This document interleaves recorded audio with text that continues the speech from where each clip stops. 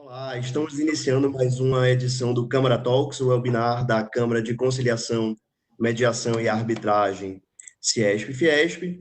E o tema desta edição é Arbitragem e Mediação para a Solução de Conflitos envolvendo a LGPD, a Lei Geral de Proteção de Dados, proteção e utilização de dados. E hoje, no nosso Câmara Talks, nós temos a presença da ministra Ellen Grace Norfleet, que é a vice-presidente da Câmara Ciesp-Fiesp, e da Larissa Rolo, que será a facilitadora dos nossos trabalhos. E como convidados de nossa Câmara, nós temos o doutor José Ziebart, que é diretor da Secretaria Especial de Desburocratização, Gestão e Governo Digital do Ministério da Economia, a doutora Juliana Domingues, que é diretora do Departamento de Proteção e Defesa do Consumidor do Ministério da Justiça, e o doutor Rony Weinzoff, que é advogado e diretor do Departamento de Segurança da Fiesp. Então, agradecer a audiência, a presença de todos os senhores. A ministra Ellen Grace fará a abertura. Muito obrigada, João. Muito obrigada a todos que nos ouvem. É com grande satisfação que damos início a esse quinto webinar que a Câmara Ciesp-Fiesp patrocina. O tema de hoje, que o João já nos adiantou, é de extrema importância. Nós tratamos agora, com os nossos convidados, da utilização da arbitragem para dirimir eventuais conflitos que surjam em razão da Lei Geral de Proteção de Dados, a utilização, a proteção desses dados, como se fará. Já temos aqui conosco os três convidados e eu gostaria de iniciar trazendo a eles, especialmente, os agradecimentos da Câmara e de seu presidente, ministro Sidney Sanches. Ele me pede que transmita a vocês o seu agradecimento pela disponibilidade de tempo e de participarem numa atividade tão importante quanto essa. Para dar início e, digamos, aquecer um pouco o ambiente antes de entrarmos em debates, eu gostaria de colocar aos três convidados uma pergunta inicial. E essa pergunta inicial, ela não é só minha curiosidade, ela também corresponde à curiosidade de muitos daqueles que atuam no direito e daqueles que hoje estão com encargos administrativos nas empresas. A lei entra em vigor em agosto ou a sua vacatio legis será prorrogada? Esta é uma dúvida que os brasileiros ainda têm. Eu gostaria que Juliana começasse a nos falar sobre esse tema. Bom, em primeiro lugar, eu gostaria de agradecer mais uma vez o convite que me foi feito. Eu agradeço esse convite em nome do Rony, que foi a pessoa que entrou em contato comigo, mas parabenizo a organização do evento, né, em nome do João, da Larissa, uma honra estar aqui com a ministra Ellen Grace também, e com o meu dileto amigo, o José Antônio, que eu conheço de muito antes dessa discussão, né? Então, é um prazer realmente estar com todos vocês aqui. A pergunta, alguém já devia ter até mencionado que é a pergunta de $1 milhão, né?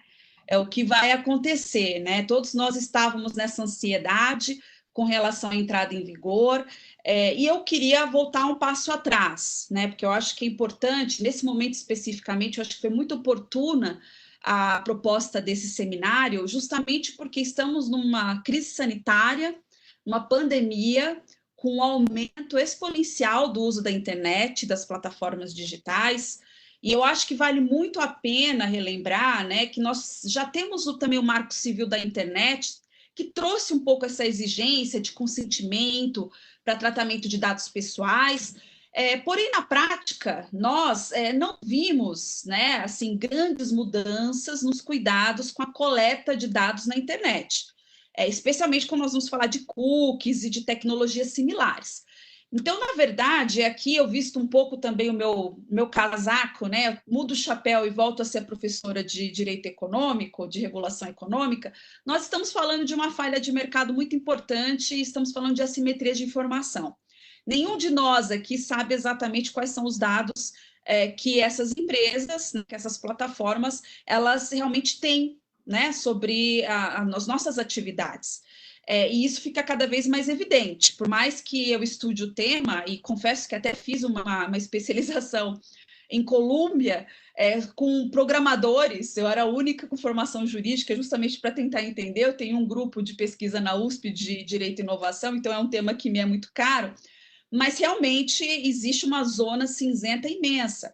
E com a pandemia, nós verificamos que o acesso à internet passou a ser ainda mais essencial no dia a dia, né? Ele passou a ser indispensável para o exercício das nossas atividades diárias, até da nossa cidadania. E com o aumento dessas operações realizadas virtualmente, muitas informações pessoais se transformaram em registros na navegação da internet. E, obviamente, muitos desses dados são sensíveis em razão do seu caráter pessoal, né? Envolvem a nossa intimidade.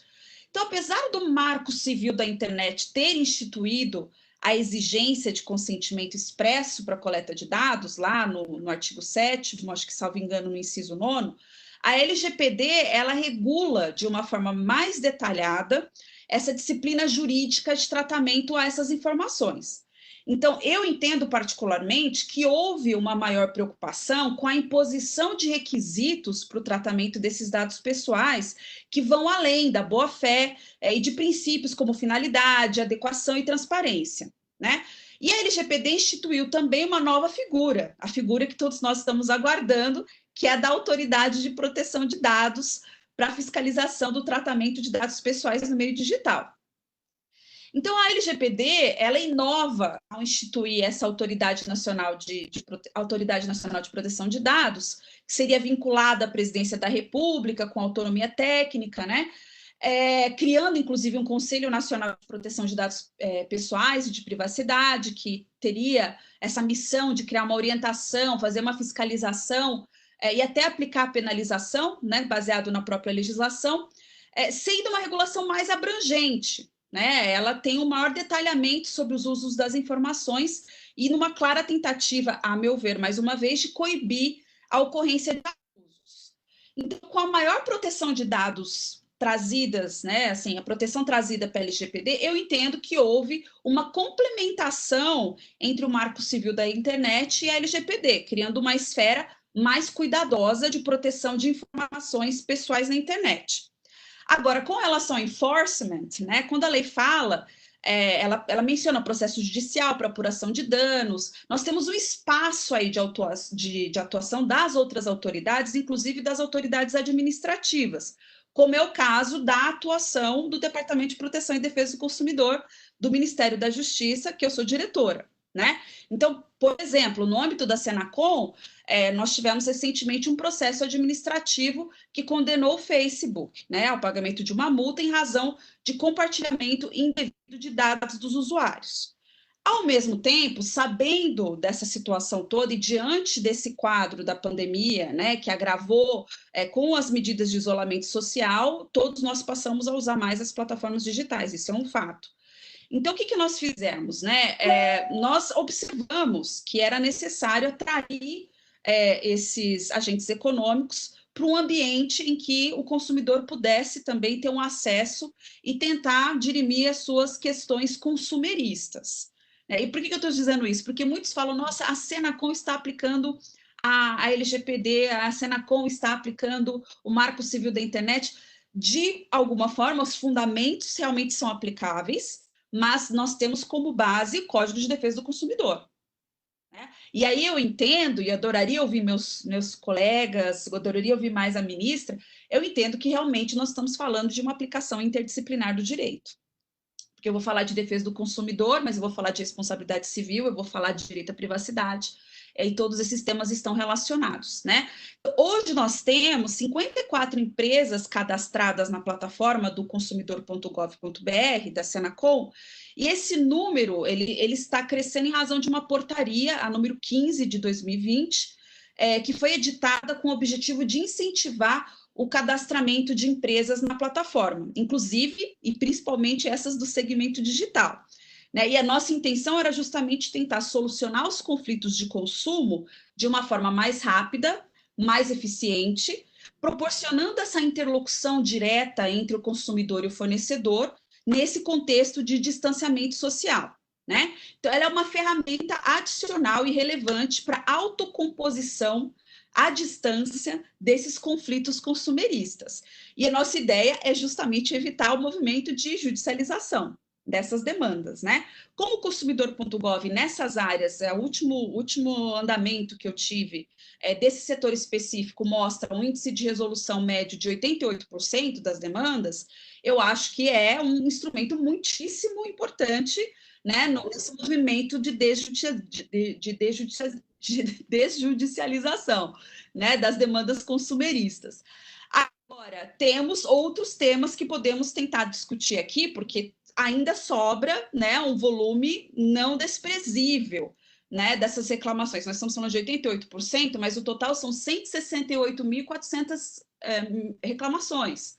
Então, tem um percentual que ainda fica para a tentativa de solução de conflitos fora da plataforma. E aí eu acho que entra o papel não só das outras autoridades, mas também dos sistemas alternativos de resolução de conflitos. Então, eu realmente espero que com esse debate hoje nós possamos avançar um pouco mais nesse sentido e gostaria aqui de trazer, né, a nossa contribuição no Departamento de Proteção e Defesa do Consumidor, nessa tentativa realmente de tentar uma autocomposição e também de propor muito autorregulação. Nós temos proposto várias alternativas de autorregulação de alguns setores, e isso tem funcionado de uma forma bastante importante para diminuir esse inchamento, né, e o número excessivo de demandas que chegam ao Poder Judiciário. Muito obrigada, ministra. Muito obrigada, Juliana. Eu diria que é muito meritória essa iniciativa de permitir que os consumidores, desde logo, tenham acesso ao seu fornecedor para tentar resolver uma reclamação, e 80%, convenhamos, de sucesso extraordinário. Se você ficar com 20% ainda para outros tipos de solução de conflito, nós teremos aí o melhor dos mundos. Sem dúvida nenhuma, é uma grande iniciativa que merece todo o nosso apoio. Mas eu queria agora passar a palavra à Larissa, que, na verdade, é a nossa coordenadora aí dos debates. Por favor, Larissa. Boa tarde a todos, primeiramente, né, aos nossos convidados. Gostaria de agradecer à Câmara novamente pela oportunidade de participar dos apontamentos da doutora Juliana. Eu vou passar a palavra primeiro para o doutor Rony para que responda a mesma pergunta, as suas observações, a pergunta feita pela ministra. Obrigado, Larissa. Boa tarde a todos, primeiramente. Queria dizer que estou extremamente contente com esse debate de hoje.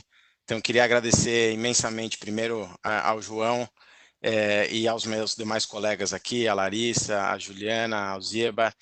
E, ministra, uma grande honra ter a presença da senhora nesse debate, com todo mundo que eu pude conversar em poucos momentos para divulgar o nosso debate. Como o Brasil inteiro sabe que a senhora é um motivo de grande orgulho aí para a nossa nação, como ministra do STF e como profissional. Então, é muito gostoso como profissional ter a presença da senhora, além, obviamente, dos demais colegas, né? Então, muito obrigado. Eu acho que a gente está num momento, eu acho que a gente tem que ter sempre uma cautela para não trazer um terrorismo sobre a Lei Geral de Proteção de Dados. Acho que esse é um ponto muito importante, porque esta lei é uma lei que é importantíssima para o Brasil. Essa é uma lei que bota o Brasil no patamar aí dos países mais avançados em iniciativas correlatas, que segue principiologicamente a principal legislação que nós temos no mundo, que é a General Data Protection Regulation, o GDPR, e finalmente o Brasil pode falar que tem o GDPR brasileiro, e isso para a economia e a evolução da economia digital para o Brasil é formidável, porque fica muito mais simples todos os investidores e que querem investir no Brasil saberem o nível de proteção que a gente tem aqui, e as empresas finalmente têm uma harmonização e uma atualização de conceitos jurídicos que estavam esparsos em várias legislações. Elas têm agora um roteiro a ser seguido. e isso traz uma segurança jurídica muito grande para as empresas como um todo. Fora a questão da cultura que uma legislação sempre traz, né? A gente nunca debateu tanto proteção de dados pessoais e privacidade no Brasil. Claro que isso vem em razão do avanço tecnológico, mas a Lei Geral de Proteção de Dados ela trouxe um fator aí crucial em relação à questão da cultura, né? E é uma lei que é também especial, porque é uma lei que nasce com uma autoridade, né? Como foi já comentado, uma autoridade que ela tem uma função para regulamentar, fiscalizar e sancionar. E quando eu tive até a oportunidade de representar a Fiesp no Senado, no plenário do Senado, para falar sobre a lei antes da lei ser aprovada, eu já fui falar da importância dessa futura autoridade ter uma construção colaborativa, né? Justamente para escutar a iniciativa privada de forma demasiada sobre os mais inovadores tipos de produtos e serviços, para que possa, por meio de novas técnicas de regulamentação, como o Regulatory Sandbox, em que você faz esses experimentos antes de você regular, para que justamente a gente possa ter esse prosseguimento e essa harmonia dos benefícios da legislação. Mas o fato e já buscando responder a pergunta da senhora, ministra, atualmente as sanções administrativas da lei entram em vigor em 1º de agosto de 2021 e, por força de uma medida provisória, a lei atualmente entra em vigor em 3 de maio de 2021. Né? A gente tem uma possibilidade aí dessa discussão da medida provisória no Congresso Nacional, que se ela caducar ou se ela for rejeitada, aí a lei entraria em vigor em 16 de agosto de 2020. Mas o fato é que, provavelmente, a gente vai ter um lapso temporal aí da lei com a sua eficácia plena e das sanções administrativas em 1º de agosto de 2021. Mas o fator preponderante, na minha opinião, da discussão sobre a postergação da legislação está na ausência da constituição da Autoridade Nacional de Proteção de Dados.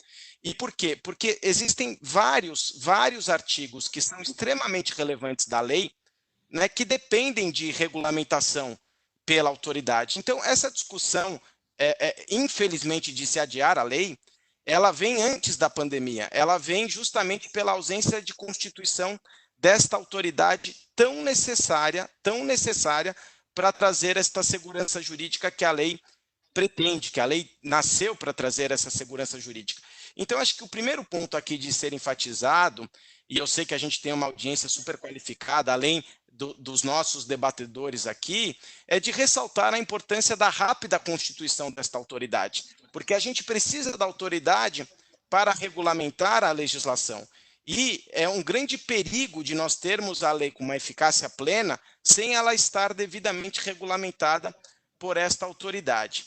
E um ponto que eu gostaria de comentar nesse início, sem me estender demasiadamente, porque eu sei que a gente tem muito tempo para o debate, a título de informação sobre a importância da autoridade relacionada à discussão de conflitos que possam existir em tratamento de dados pessoais. Por exemplo, cabe à autoridade apreciar as petições do titular contra o controlador após comprovação de não solução de reclamação no prazo estabelecido por meio de regulamentação, ou seja, a gente ainda depende de regulamentação. Cabe à autoridade implementar mecanismos simplificados, inclusive por meio eletrônico, para o registro de reclamações sobre o tratamento de dados pessoais que possam ser em desconformidade com a lei. Então, a gente pode ter vários tipos de conflitos oriundos dessas nossas discussões. Conflitos envolvendo empresas, entre controladores e controladores, porque tem uma discussão enorme sobre co-controladoria de dados, entre controladores e operadores de dados, mas também uma grande questão relacionada aos conflitos diretamente com os titulares de dados. E aí a gente tem um perigo de massificação de litígios. E aí que eu acho que a autoridade entra com um peso muito grande também para dirimir esse perigo de massificação de litígios, principalmente por meio da devida regulamentação para mitigar esse tipo de questão. Então, eu gostaria de iniciar aí o nosso debate com essas ponderações. Muito obrigada, doutor Rony. Eu vou passar, então, agora a palavra para o doutor José, para que ele faça as considerações da mesa dos colegas.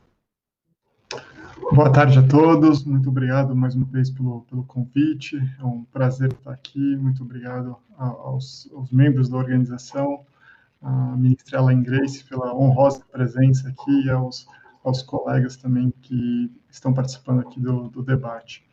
Acho que uma primeira reflexão que a gente poderia fazer aqui é as razões, e que o Rony já acho que expôs, talvez a principal delas, né, das razões dessa legislação é justamente a segurança jurídica. Né?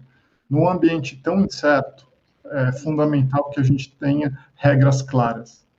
Mas, além disso, eu queria aqui brevemente traçar, especialmente para o Ministério da Economia, alguns pontos que são fundamentais e que essa legislação é importante. O primeiro deles é a própria entrada do Brasil na OCDE. Essa admissão do Brasil, entre os elementos de análise, está justamente como a forma e o regime jurídico de proteção de dados e privacidade está estabelecido. O segundo deles, promoção da economia digital. Se a gente quer, existe uma perspectiva, especialmente como o Rony comentou brevemente aqui sobre o terrorismo que se tem feito, especialmente em alguns foros específicos, mas avaliar que este regime e o cumprimento dessas regras que a LGPD estabelece pode ser um grande diferencial competitivo para as empresas. E essa é mais uma razão que o Brasil precisa trabalhar com esse regime, estabelecê-lo da melhor forma possível, aprender com as melhores práticas internacionais. E a gente tem um desafio enorme aqui, porque não é algo simples, porque a gente fala do regulamento europeu, de que ele foi promulgado há 2 anos, mas se a gente pensar em termos de legislação nacional, o desafio aqui é muito maior, porque a gente não tem um histórico a respeito dessa política pública, né? Só para citar um exemplo aqui, a legislação francesa é da década de 70. Ou seja, você tem países com uma cultura que o cidadão e o empreendedor já têm um breve conhecimento, pelo menos, a esse respeito. Aqui no Brasil, o cenário é completamente diferente.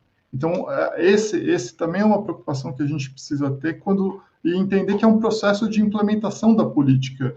Ainda que se crie a NPD amanhã, e o Rony pontuou isso novamente, a gente tem pelo menos de 30 a 35 temas ou tópicos que precisam ser disciplinados por essa autoridade.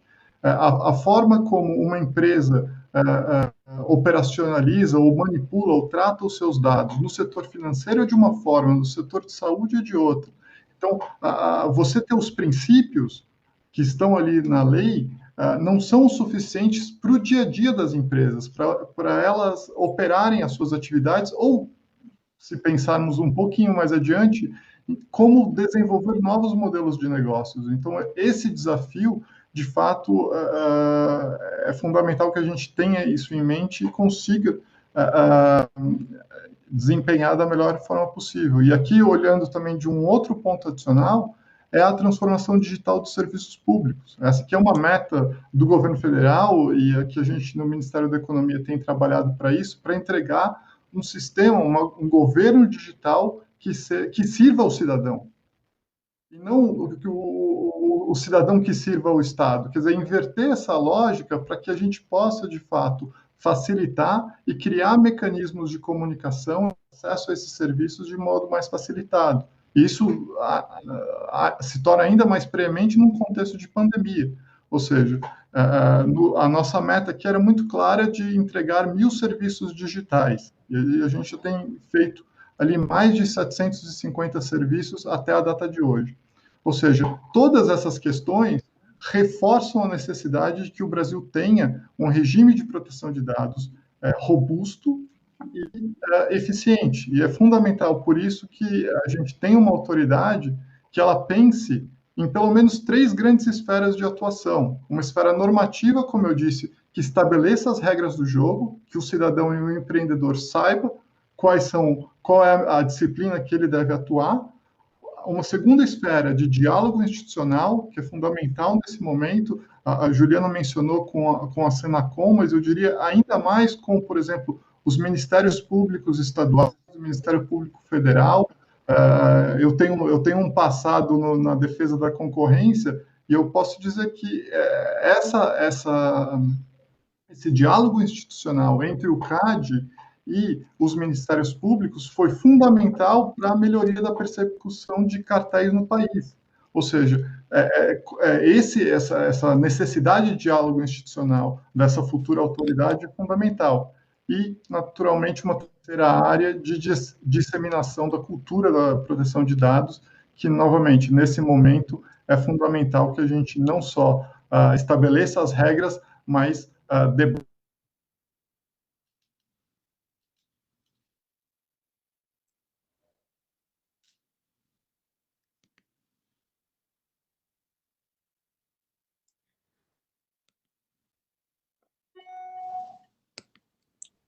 Acho que tivemos um pequeno problema de conexão com a conexão do Dr. José. Larissa, eu acho que a gente pode dar continuidade aos debates, depois voltamos ao Dr. José, com a doutora Juliana Domingues, que vai ter que se ausentar. Preciso avisar só ao José que o microfone dele foi desligado. Talvez ele consiga religá-lo por aí mesmo. Agora sim. Perfeito. A doutora Juliana Domingues fez a gentileza de encontrar um espaço na agenda, ela está substituindo o secretário Tim hoje para estar aqui conosco comentando esse tema tão interessante. Então, nós vamos ouvir o comentário da Juliana sobre a próxima pergunta e, na sequência, ela vai ter que nos deixar para cuidar dos assuntos da República e do Ministério. Né? Larissa, por favor. Então, dando seguimento, eu vou começar os nossos debates com uma pergunta que é quais os impactos que a LGPD terá para o empresariado em específico, né? Para o empreendedor brasileiro. Então, doutora Juliana, por favor. Obrigada. Bom, como eu havia mencionado antes, e já agradecendo a compreensão de todos vocês, eu comentei com o doutor que eu realmente não gosto de sair no meio dos debates, ainda mais de um tema que me é tão caro, mas realmente foi um exercício conseguir manter a agenda da forma em que a agenda tem aparecido para mim. Então, eu agradeço a compreensão de todos vocês e realmente gostaria de registrar aqui, até porque logo depois eu devo sair, que estou à disposição para futuros debates e me senti bastante honrada de estar com colegas tão bem formados e que estão tão a par dessas temáticas e com quem eu sempre aprendo. Com relação ao que o empresariado, né, deve fazer, eu acho que, em primeiro lugar, o simples fato de nós termos a expectativa de entrada em vigor da legislação já mostrou um movimento de muitas empresas, né, em busca de uma adequação das suas atividades. Como eu havia mencionado antes, eu acho que a gente tem que lembrar que nós já tínhamos o Marco Civil da Internet, que trazia essa exigência do consentimento para o tratamento de dados pessoais. Mas, como também eu já mencionei, na prática, não houve um movimento tão forte de adequação como nós vimos com a Lei Geral de Proteção de Dados, e com a expectativa de termos autoridade, né? Então, eu acho que, apesar, né, dessa exigência já existir, a LGPD ela vem de uma forma que ela reforça para qualquer empreendedor, e inclusive os pequenos. No meu grupo de pesquisa, nós trabalhamos muito com as startups, e nós procuramos sempre sensibilizar, do ponto de vista jurídico, a importância, né, de você realmente cuidar com a questão do consentimento. E a questão do consentimento, ela antecede, na verdade, o Marco Civil da Internet, ela volta para o Código de Defesa do Consumidor também, né? E isso também tem que ser feito de uma forma muito transparente. Eu acho que 90% dos problemas consumeristas que eu vejo na área digital, tá? Porque nós temos aí mais de 50 processos administrativos sancionatórios envolvendo empresas de mercados digitais. Então, o que eu mais sinto analisando os casos é um problema real que seria resolvido com uma informação bem dada ao consumidor. né, com aquela informação que o consumidor entende quais são os dados que estão sendo coletados, para que servem esses dados, em que ele entende que ele está autorizando o acesso a esses dados. Então, ali você já eliminaria 90% dos problemas. E eu acho que essa sensibilização é um trabalho muito importante, por isso que eu parabenizei a iniciativa da Ciesp e da Fiesp, porque vocês estão juntos, né, com esses empresários, e eu acho que esse papel é muito importante ser feito já antes da entrada em vigor da criação dessa Autoridade Nacional de Proteção de Dados. Acho que com isso nós vamos mitigar boa parte dos problemas, e com isso também eu acho que as empresas elas têm que levar em consideração que um dos principais elementos de desincentivo à inovação e ao empreendedorismo no Brasil é o elevado número de processos que são levados ao Poder Judiciário. A judicialização é um dos fatores mais impactantes que geram, né, esse desincentivo a empreender no Brasil. Então, esse movimento já preventivo, né, eu acho que trabalhar preventivamente é um trabalho muito importante, e é por isso que eu acho que essa aproximação das empresas, hoje em dia, a gente não pode mais dizer que as informações não chegam, pelo contrário, né, estamos aí com tantas pessoas trabalhando com essa temática, e eu acho que esse é um trabalho que tem que ser feito por todas essas empresas, aproveitando até que temos aí um lapso temporal indefinido com a entrada em vigor da Agência Nacional de Proteção de Dados. Autoridade Nacional de Proteção de Dados, desculpa. Não posso usar isso.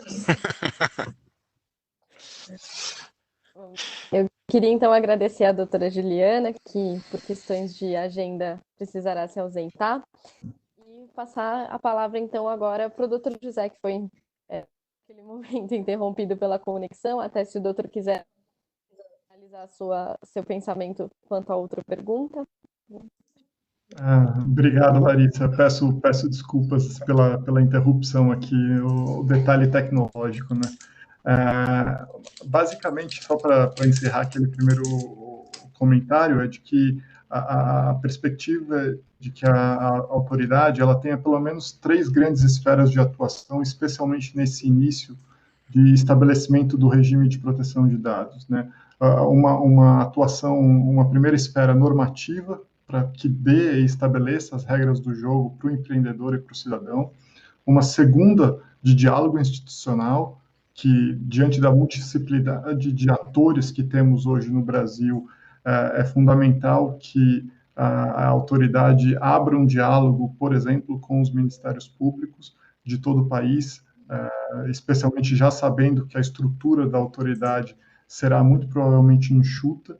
É importante essa colaboração e essas diferentes formas de cooperação institucional com os diferentes entes governamentais. E a terceira é de o que a gente chama de advocacy, né, da disseminação da cultura de proteção de dados.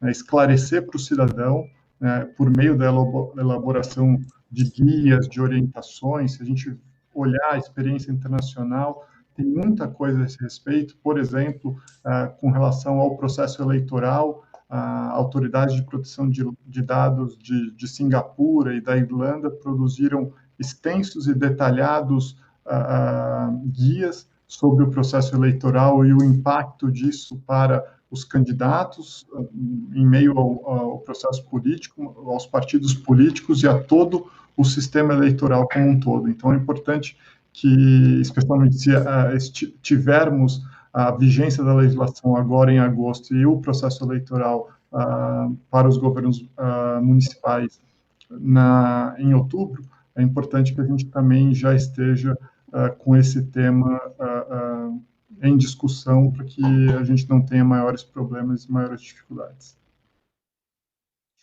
Esse era o ponto para encerrar aquele primeiro comentário. Obrigado. Vou passar então agora para o Dr. Rony, para que ele faça os comentários. Aproveitando o gancho, acho que é interessante dizer, né, sobre o empresariado, né, dicas que a gente pode dar sobre esse contexto. Se tem uma dica principal que eu acho que ela é super pertinente da legislação, é o fundamento da autodeterminação informativa, né? Se me perguntassem, Rony, se eu for avaliar algum ponto da legislação, para onde eu olho? Olha para a autodeterminação informativa, porque esse fundamento traz o resumo de toda a legislação. E o que esse fundamento traz, basicamente, que inclusive foi reconhecido recentemente, a gente discutia há pouco com a ministra Ellen Grace, num julgamento que teve há cerca de um mês na Suprema Corte do Brasil, que justamente reconheceu, né, a autodeterminação informativa dentre os direitos e garantias constitucionais, como privacidade, intimidade, entre outros. É que visa trazer uma resposta. A quem pertencem os dados pessoais? Os dados pessoais pertencem a um indivíduo. E se esses dados pessoais pertencem a um indivíduo, esse indivíduo ele tem o direito de ter o controle sobre esses dados. Então, o indivíduo tem o direito de ter o controle sobre esses dados. Só que a grande realidade atual é que existe um descontrole informacional, né? Ninguém tem controle sobre os seus próprios dados. Nesse tripé aí que nós temos da economia digital relacionada a Big Data, internet das coisas, inteligência artificial, há um descontrole informacional. Então, essas legislações todas, existem mais de 100 legislações em países no mundo espalhados, semelhantes ao GDPR, LGPD, elas visam trazer esse ponto de reflexão. Fala, peraí, se o dado pertence ao indivíduo e as empresas precisam desse dado para executar suas atividades e a administração pública também para exercer suas políticas públicas, pensem que o dono desse dado é o indivíduo. Então, ele tem esse direito de ter o controle sobre esses dados e, por isso, eles precisam ser mais transparentes, precisa ter o princípio da finalidade, ele pode manusear o dado, ter acesso a esse dado, direito de acesso, um direito de precisão e todos os princípios que tem lá na LGPD. Então, acho que esse é um ponto muito importante para fixar em relação a todo o empresariado e para pensar no assunto como direito e não como obrigação. Né? Por quê? Porque tem uma proposta de emenda constitucional, fora essa decisão do Supremo, tem uma proposta de emenda constitucional que é muito relevante, que já foi aprovada nas duas casas, nas duas votações no Senado e agora está nas câmaras dos deputados, para que dado pessoal ele se transforme em direito e garantia fundamental. Então, vejam, provavelmente o STF já se posicionou sobre isso, e provavelmente a gente vai ter uma emenda constitucional nesse sentido. Então, não tem mais como pensar somente em obrigação que eu tenho. Isso é um direito do indivíduo. Né? Isso é o próprio indivíduo quando a gente está pautado aí em relação ao direito de ir e vir na internet, vamos assim dizer. Então, esse é um ponto relevante. A outra questão, só para finalizar a minha resposta, que eu gostaria de ponderar, diante da ausência da Autoridade Nacional de Proteção de Dados, é que a LGPD ela é muito inteligente porque ela não trava negócios. Ela mostra como se fazer, né? Então, ela traz um princípio que é da responsabilização e prestação de contas, em que ela joga a responsabilidade para as empresas de como eles vão executar as tarefas em relação ao tratamento de dados pessoais. Sobre níveis de segurança da informação, isso não está na lei. É um princípio de accountability das empresas eleger. E ela traz lá uma seção toda dedicada a boas práticas e governança, que ela traz um roteiro a ser seguido. Né? Uma das questões de boas práticas é justamente você ter políticas internas que esteja centrado no indivíduo, justamente na autodeterminação informativa. E é interessante porque, setorialmente, as empresas, como o Zeba comentou no início, setorialmente, o tipo de governança de um comércio eletrônico é totalmente distinto de um hospital, que é totalmente distinto de uma startup. Então, o que acontece? As empresas, setorialmente, elas podem ter suas boas práticas de governança e isso pode ser reconhecido futuramente pela Autoridade Nacional de Proteção de Dados. Está na lei isso, a autorregulação regulada. Então, este momento é um momento muito rico para as empresas terem os balizadores internos de boas práticas para que as empresas possam, assim que a autoridade ela seja constituída, levar suas boas práticas, mostrar o que o setor privado está fazendo para que a autoridade chancele, reconheça dentro da autorregulação regulada. E um último ponto aqui, para finalizar, e só também dando uma dica muito relevante, principalmente na relação entre empresas, controlador e controlador-operador, e nesses conflitos, uma dica que eu posso dar é estabelecer as cláusulas, a cláusula arbitral. Né? Acho que a gente vai discutir isso aqui um pouquinho mais ao longo da nossa conversa, mas sem dúvida nenhuma a arbitragem, principalmente envolvendo conflitos aí empresariais, e são conflitos que são de larga escala, a cláusula arbitral e câmaras especializadas, elas vêm num bom momento aí para resolver esse tipo de questão que é tão especializada.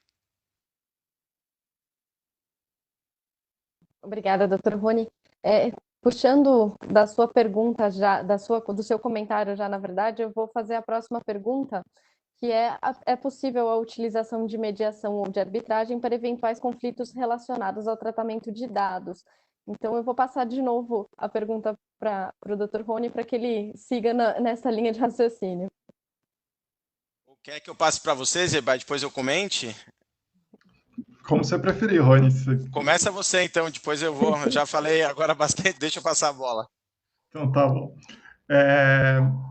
Queria só seguir o seu comentário, Rony, com relação à PEC 17, que eu acho que também um ponto fundamental dela é que ela estabelece a competência exclusiva da União para a proteção de dados. Eu acho que esse elemento é fundamental para que a gente tenha uma maior segurança jurídica e uma maior harmonia na interpretação desses princípios que, de fato, necessitam de um conhecimento técnico, não apenas jurídico, mas também econômico, de ciências da computação, de engenharias e de gestão e administração de empresas. Então, de fato, se a gente tiver apenas um ente dentro da esfera governamental, eu acho que, nesse sentido, contribui para um melhor esclarecimento a respeito desses princípios.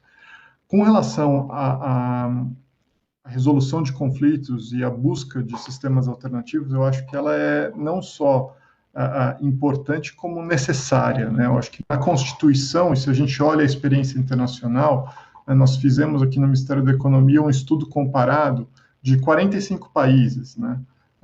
E o que se observa é justamente isso.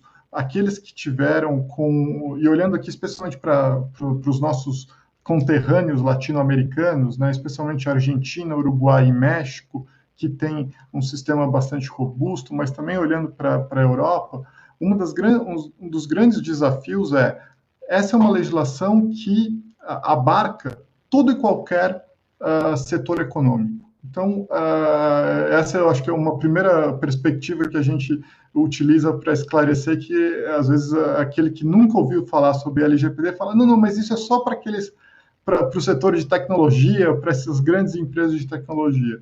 E isso é importante a gente esclarecer, porque, de fato, vai ter uma mudança na operação das empresas de todos os setores e, eventualmente, para que a gente tenha uma resposta da autoridade no tempo devido, é importante que a gente busque outras ferramentas, porque se já podemos considerar que essa autoridade, quando constituída, vai ter uma estrutura enxuta, olhando para um país de 210 milhões de cidadãos, com o tamanho da nossa economia, esse vai ser um desafio, ainda que tenhamos uma autoridade com um número bastante grande de servidores. Ou seja, diante de todo esse cenário, e olhando a experiência internacional, especialmente ferramentas que foram criadas pela Autoridade de Proteção de Dados da Coreia do Sul e da Nova Zelândia, países com uma população muito menor do que a brasileira, e se preocuparam com isso. Por quê? Para responder para o empreendedor e para o cidadão num tempo adequado. Imaginem que se um cidadão ou se um empreendedor está lá desenvolvendo um modelo de negócios, ele toma uma atitude ou precisa tomar uma decisão diante de todo um cenário de investimentos, de fundos, e está com esse diálogo todo, e precisa fazer uma consulta à autoridade, ou uma reclamação de um consumidor, e essa resposta da autoridade vem depois de um ano, o sistema por si só vai cair em descrédito. Então é importante que a gente dê respostas céleres e que deem conta dessa população, do tamanho da nossa economia, para que a legislação não seja um obstáculo, né? Mas ela seja, sim, um diferencial, né? A gente precisa observar, por exemplo, com relação ao regulamento europeu, que no seu artigo 46 estabelece uma série de passos burocráticos para que a empresa que queira, por exemplo, atuar na Europa, precisa cumprir se aquele país não tiver o seu regime adequado. Ou seja, mais uma perspectiva que a gente precisa ter aqui em mente, se queremos que as nossas empresas cresçam e exportem serviços numa economia digital, é fundamental que esse regime esteja bem estabelecido. E a gente Você desligou de novo o seu microfone.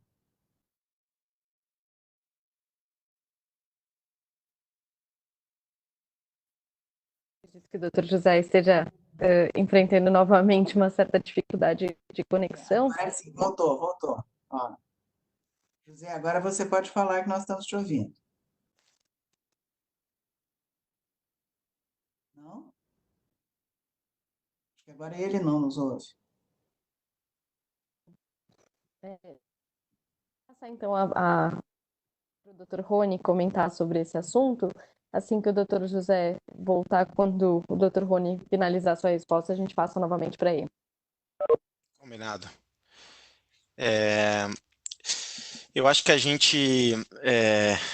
eu acho que as soluções aí adequadas para esse tipo de conflito realmente são muito necessárias, tendo em vista esse potencial que nós temos, infelizmente, da LGPD também trazer uma massificação aí de conflitos. Eu acho que é muito relevante. E aí, eu gostaria de dividir em dois tipos de conflitos, né? Os conflitos empresariais, né, entre empresas e empresas, e os conflitos envolvendo empresa e titular de dado, um indivíduo, a pessoa natural, né? Eu acho que é importante a gente fazer essa divisão para a gente falar um pouco dos institutos, né, dos métodos adequados de solução de conflitos, né? A arbitragem, a negociação, a mediação e a conciliação, né? E por que isso? Porque quando a gente está tratando de conflitos que envolve um grande volume, envolve essa relação direta de empresas com titulares de dados, né? Primeiro, a gente tem alguma complexidade para falar do Instituto da Arbitragem, né? Em relação aos direitos disponíveis e em relação a contratos de adesão e também a relação de consumo propriamente dita, né? E por que isso?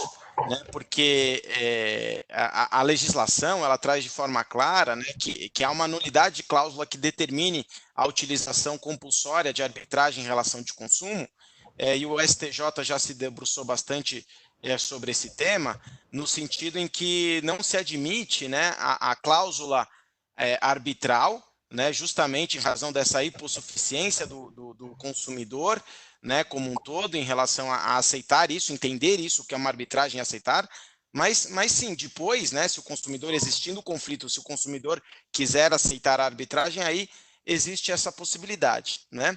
Então, eu acredito que, falando mais de relação de consumo e de contrato de adesão, que os métodos mais adequados potencialmente estarão relacionados a uma negociação diretamente com as empresas, que são os agentes de tratamento, né? Na maioria das vezes os controladores de dados, mesmo porque para direitos dos titulares, a empresa ela tem que deixar um canal aberto, né, do DPO, do Data Protection Officer, do encarregado, para que os titulares eles exerçam seus direitos, né, como esse direito de ter acesso aos dados, avaliação detalhada dos dados, direito de portabilidade, direito de revogar o consentimento, entre tantos outros. Então, acho que as empresas têm que ser muito inteligentes nesse sentido de adotar a prática dessa resolução desses conflitos, né, diretamente com os titulares, né? Mas se isso não for possível, eu também vejo com muitos bons olhos aí esse tipo de iniciativa, como o próprio Ministério da Justiça tem com o consumidor.gov, e vai ser a própria função da autoridade, né? Como eu disse no início, a Autoridade Nacional de Proteção de Dados, uma das competências dela é de ter uma plataforma, talvez eletrônica, para esse tipo de demanda, para atender esse tipo de necessidade, né, para ela viabilizar algo que possa ocorrer. Agora, na relação entre empresas, eu vejo a arbitragem aí com um brilho nos olhos, né? Porque assim, os conflitos eles são enormes nessa relação entre controlador e operador, porque essa relação ela não é de acordo com um contrato, é uma relação dinâmica na operação de dados, né? Eu posso contratar uma empresa para executar um serviço de inteligência artificial em que ela vai ser controladora minha. Eu posso contratar uma empresa que ela vai executar o processo de anonimização dos dados dos meus clientes, e ela tem que executar esse processo de anonimização com competência, eu posso contratar uma empresa para executar o serviço de e-mail marketing, e a finalidade da utilização dos dados é só para e-mail marketing, né? Mas e quando houver o uso inadequado desses dados pessoais? E quando essa empresa que foi contratada, ela se assumir como controladora dos dados? A responsabilidade que a lei traz é solidária, e depois tem direito de regresso, né? Entre aí, quem motivou o dano. Então, eu acho que a arbitragem ela cai muito bem nesse tipo de situação, né? Porque são situações de conflitos empresariais extremamente complexos, e que normalmente a especialização de uma câmara arbitral nesse tipo de situação, ela resolve bem.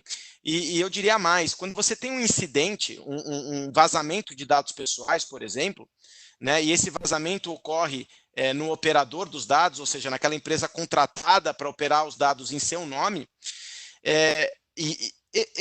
quem tem a obrigação de avaliar aquele incidente para dizer se reporta ou não à futura Autoridade Nacional de Proteção de Dados, para decidir se reporta ou não aquele incidente para os titulares dos dados, é o controlador dos dados. Ele é responsável por avaliar a gravidade daquele incidente, e não o operador dos dados. O operador dos dados, pelo GDPR, lá a lei da União Europeia, está na lei. O operador tem que informar imediatamente o controlador, para que o controlador possa analisar o caso. A nossa lei é omissa nesse ponto, então é bom que se tenha em contrato isso. Mas aí a gente se encontra numa situação em que o operador dos dados pode querer negar informação para não se autoincriminar. E muitas vezes a gente encontra situações em que a gente precisa fazer diligências nos operadores dos dados para comprovar esse evento todo. Então, mais uma vez, eu acho que a arbitragem nesse tipo de situação, ela se coloca muito bem. Então, eu faria essa distinção desses conflitos com titulares de dados e conflitos empresariais para que a gente possa caminhar nos institutos. Ótimo. Muito obrigada, doutor Rony, pela sua resposta. Agora eu vou fazer uma pergunta que as pessoas que estão nos assistindo fizeram. A pergunta veio da doutora Rosana Pilon, e é uma pergunta mais institucional. Há a possibilidade da Ciesp e Fiesp criar um procedimento de arbitragem expedita para a solução de conflitos relacionados à proteção de dados pessoais? E essa pergunta, então, eu vou passar para o doutor João Lessa, secretário da Câmara, para que ele possa responder. Interação, programa ao vivo tem essas perguntas e a boa interação do público. Eu vou comentar, mas nós estamos com a vice-presidente da Câmara, que é a ministra Ellen Grace.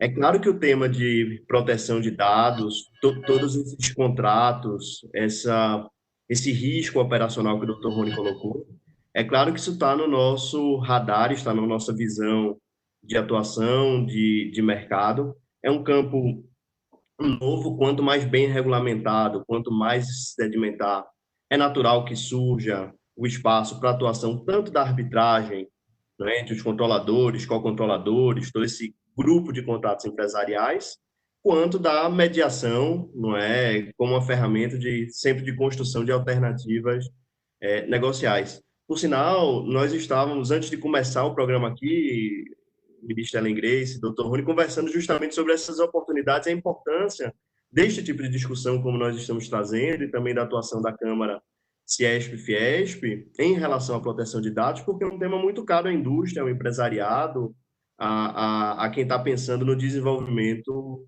nacional. Quanto a um regulamento de arbitragem expedito específico, é um tema que se deveria amadurecer, a Câmara sempre está aberta a considerar adaptações procedimentais, mas, em princípio, o que a arbitragem ela traz, o que o regulamento da Câmara traz aspas, não é uma comparação que precisa de alguma ressalva, mas é um código de processo civil, não é um caminho para a disputa ser apresentada, produzida provas e esclarecidas. Então, seria algo que talvez precisasse de maior aprofundamento, mas que o tema, proteção de dados, não é? E as disputas aí decorrentes está no âmbito de atenção da Câmara, e isso eu posso adiantar com toda certeza, é um tema muito caro à indústria e a todo o ecossistema do Ciesp e da Fiesp. E a prova, se me permite, João, é a própria realização dessa nossa conversa de hoje. Nós estamos muito atentos ao tema, estamos nos preparando para poder, eventualmente, oferecer a nossa secretaria para a formação desses tribunais arbitrais, e aqui eu concordo de todo com o Rony, quando ele diz que essas grandes disputas que se colocarão entre empresas, grandes empresas sobre a matéria, elas melhor se prestam à arbitragem do que à judicialização. Isso sem qualquer demérito ao Poder Judiciário, porque a arbitragem ela oferece a possibilidade de se escolherem árbitros que sejam especialistas na matéria, o que os juízes não são, nem podem ser, os juízes precisam ser generalistas, portanto, o tratamento especializado da matéria pelos árbitros e a muito maior celeridade que é absolutamente necessária nesses casos. Então, esteja certa a advogada que fez a pergunta, que a Câmara CIESP-FIESP, sempre pioneira nessas iniciativas, também se debruçará sobre as questões relativas à Lei Geral de Proteção de Dados. Obrigada, ministra. Obrigada, doutor João, pelos comentários. Eu vou passar a palavra para o doutor José para que ele possa finalizar o comentário dele a respeito da pergunta que foi realizada antes, né, devido ao problema de conexão que ele teve. Obrigado, Larissa. Peço novamente desculpas aí pela interrupção, mas basicamente era só para concluir de que na busca da implementação sólida e robusta de um regime de proteção de dados, eu acho que buscar formas alternativas para que dê uma resposta mais célere para o cidadão e para o empreendedor é fundamental. Basicamente isso. Obrigado. Ótimo, muito obrigada. Eu acredito que nós estamos já com um pouco de tempo, então eu vou fazer a última pergunta que nós temos aqui. Sabendo que uma das consequências da LGPD é o aumento do rigor na coleta, tratamento, privacidade e segurança no uso de dados pessoais, bem como que a grande maioria dos procedimentos arbitrais é confidencial, no seu entendimento, como a LGPD afetaria a rotina dos players na arbitragem? Aí, seguindo as nossas perguntas específicas de arbitragem, né?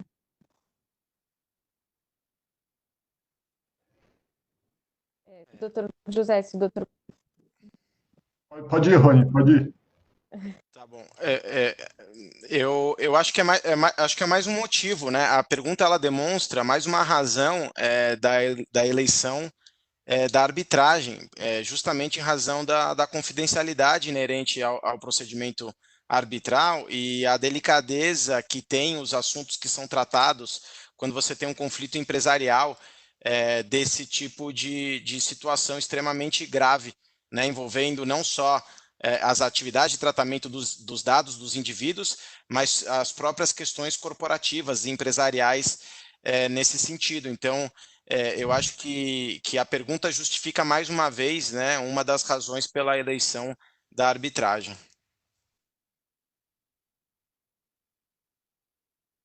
Tá certo. Doutor José, seu comentário, por gentileza. Essa ficou fácil porque eu só preciso dizer, concordo com o Rony. Não tenho nada a adicionar.